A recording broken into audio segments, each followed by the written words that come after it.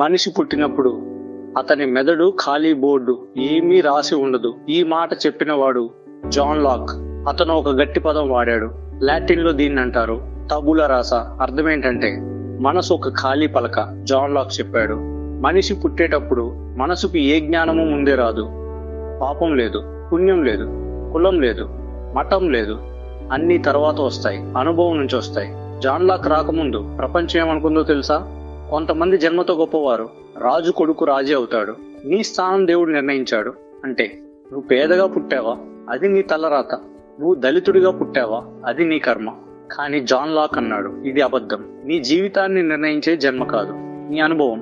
John Locke చెప్తాడు, మన జ్ఞానం 2 మార్గాల్లో వస్తుంది. మొదటిది సెన్సేషన్, బయట ప్రపంచం నుంచి వచ్చే అనుభవం. నువ్వు కళ్ళతో చూసేది, చెవులతో వినేది, చేతులతో తాకేది, నోటితో రుచి చూసేది.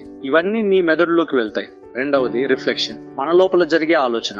నువ్వు అనుభవించిన దాన్ని మళ్ళీ మళ్ళీ ఆలోచించడం, ప్రశ్నించడం, అర్థం చేసుకోవడం, నిర్ణయించడం. ఫర్ ఎగ్జాంపుల్, నువ్వు మామిడి తింటే తీపి అనుభవం వస్తుంది, అది సెన్సేషన్.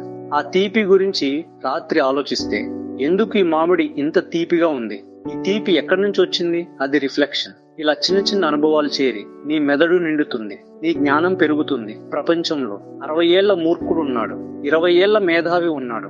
జీవితం అందరికీ సమానంగా సంవత్సరాలు ఇస్తుంది, కానీ అనుభవం మాత్రం అందరికీ సమానంగా ఇవ్వదు. 20 ఏళ్ల వాడికి 60 ఏళ్ల అనుభవం ఎలా వస్తుంది? అది సంవత్సరాల వల్ల కాదు, అది గమనించే విధానం వల్ల.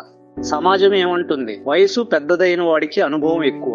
కానీ ఇది అర్ధసత్యం మాత్రమే. జాన్ లాక్ చెప్పేది ఇదే. మెదడు నిండాలంటే కేవలం కాలం చాలదు, గమనింపు కావాలి.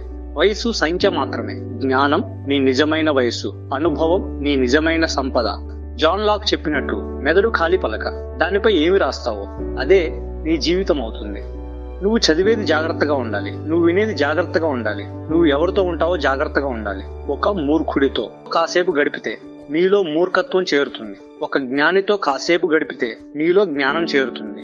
నీ పుస్తకాలు జాగ్రత్తగా ఎంచుకో, నీ స్నేహాలు జాగ్రత్తగా ఎంచుకో, నీ అనుభవాలు జాగ్రత్తగా ఎంచుకో. ఎందుకంటే నీ అనుభవాలే నీవు.